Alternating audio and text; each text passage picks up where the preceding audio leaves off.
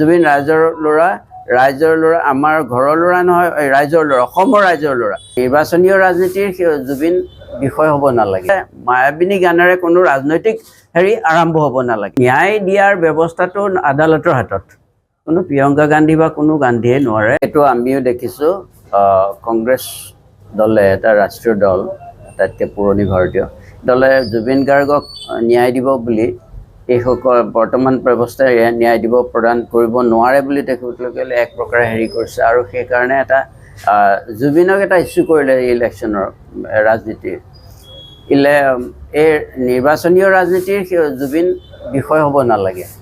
জুবিন তাৰ আজি 6 মাহ হৈছে জুবিনৰ প্ৰক্ৰিয়াটো আৰম্ভ হৈছে। এটা দীৰ্ঘদিনীয়া এটা বিচাৰ প্ৰক্ৰিয়া আৰম্ভ হৈছে ভাৰতত, অসমত সম্পূৰ্ণ ন্যায়নিষ্ঠভাৱে আগবাঢ়ি গৈছে। গতিকে এই ক্ষেত্ৰত আহি কোনোবা দলে, ৰাজনৈতিক দলে এই জুবিনক লৈ আকৌ মুনাফা অৰ্জন কৰিব, সেইটো আমি বিচৰা নাই।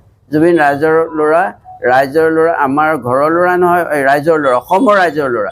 গতিকে এই মিলিয়নছ অফ পিপল আৰ ৱেইটিং for a result through a legal system. সেইটো হ'বলৈ দিয়ক। আৰু ইয়াকে ৰাজনৈতিক উত্তপ কাৰণে মই 100 দিনত দিম, মই 150 দিনত ন্যায় দিম, সেইটো তেনেকুৱা এটা ব্যৱস্থা হ'লে টানি নিব নালাগে কোনো ৰাজনৈতিক দল। কংগ্ৰেছ চাই নহয়, কোনো ৰাজনৈতিক দলত আমি সেইটো কাম কৰাটো আমি নিবিচাৰোঁ। গতিকে মই এইটো কাৰণে পুনৰ এবাৰ মই ইতিমধ্যে কৈছিলোঁ যে পুনৰ এবাৰ আহ্বান কৰিছোঁ যে জুবিনক ইছ্যু কৰি ল'ব নালাগে। মায়াবিনী গানেৰে কোনো ৰাজনৈতিক আৰম্ভ হ'ব নালাগে। গতিকে এইটো এটা বৰ ভুল কাণ্ড হ'ব। আৰু ৰাইজে এই কথাটো মই ভাবোঁ সহজভাৱে নলয়। মই যেনেকৈ লোৱা নাই, বহুতে এইটো কথা সহজভাৱে নলয়। প্ৰিয়ংকা গান্ধী আহিছে, মই গম পাইছোঁ নাজিৰালৈ।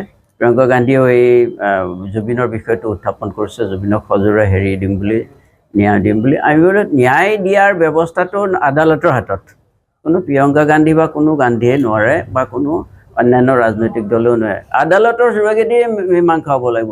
আদালতত আমাৰ ন্যায়নিষ্ঠ অভিজ্ঞ জাজসকল আছে। আৰু সকলে জুবিনৰ হৈ যিসকলে ওকালতি কৰি আছে, সেইসকলে যথেষ্ট কষ্ট কৰি অভিযোগনামাৰ ওপৰত প্ৰদান কৰি আছে। গতিকে গোটেই বস্তুটো বিচাৰ প্ৰক্ৰিয়াৰ ওপৰত আছে। যেতিয়া বিচাৰ প্ৰক্ৰিয়াৰ হাতত আছে, গতিকে আমি ন্যায় পাম বুলি আমি আশা ৰাখি ৰৈ আছোঁ, গোটেই অসমৰ জনতাৰ লগতে। গতিকে এই মুহূৰ্তত ৰাজনৈতিক নিৰ্বাচনৰ আগে কোনো দলে যাতে এইটোক আকৌ জুবিনক কেন্দ্ৰ কৰি কথা নকয়। এই ক্ষেত্ৰত আঁতৰি আছিলে, আৰু সেই ৰাজনীতি এক প্ৰকাৰ বেয়া পাইছিলে, তেনেকুৱা ভাল নাপাইছিলে। কোনো দলীয় ৰাজনীতিক এইবোৰ বিশ্বাস নাছিল আচলতে। শেষত এখন নিকা সমাজৰ কথা কৈছিল, কিন্তু নট থ্ৰু দিছ পলিটিকেল ৰেংলিংছ বা পলিটিকেল তেনেকুৱা যোগেদি নহয়।